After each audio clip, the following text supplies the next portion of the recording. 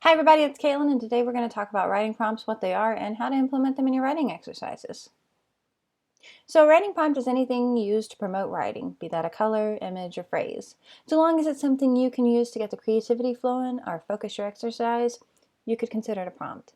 For example, we could write a short sentence about the color blue, describing something painted that color, or the sky, or how the color makes you feel. Prompts help you to stay focused and on task. They take some of the legwork out of figuring out what to write.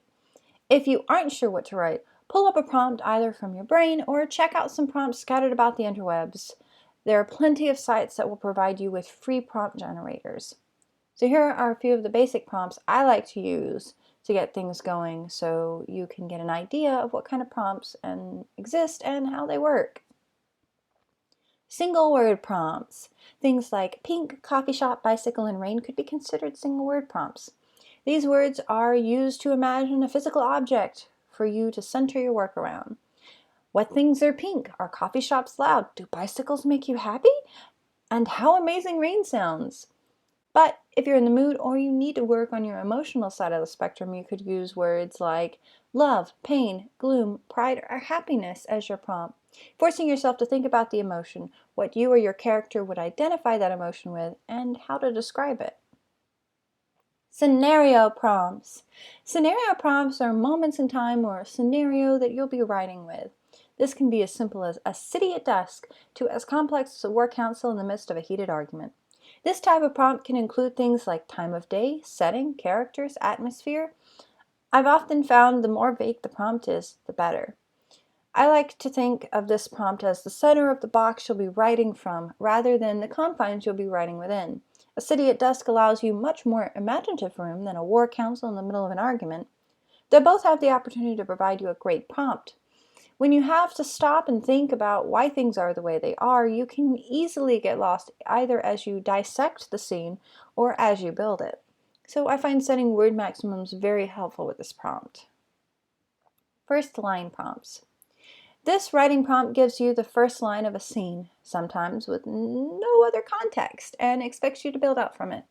Things like, she walked into a bar and he picked up a spoon could be first line prompts. Why is she in the bar? Is it a fey bar? What significance does the spoon have?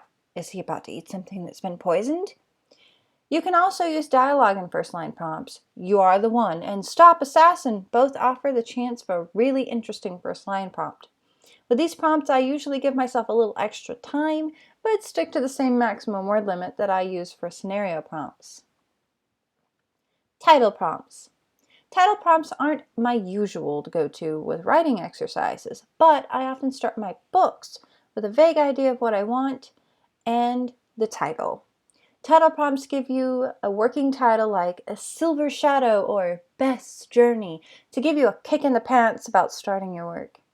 I find title prompts most useful in writing outlines instead of an actual scene, as something like Best Journey probably can't be portrayed as a single event with a few descriptions and lines of dialogue. I highly suggest using this prompt if you're struggling with outlines and would like to practice on that skill more. Image prompts. An image prompt is when you take a photograph or a piece of artwork and use it as inspiration for the scene you're writing.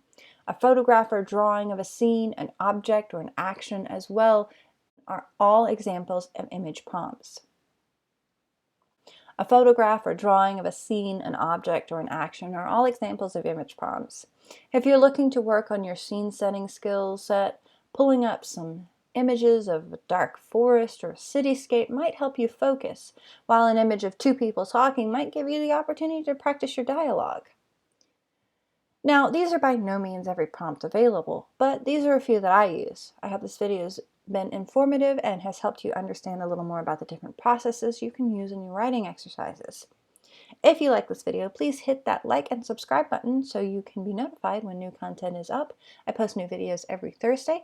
I also have a Patreon if you'd like to check that out for sneak peeks into my work in progress novel, coming up short stories, extra writing content, and more. Link in the description.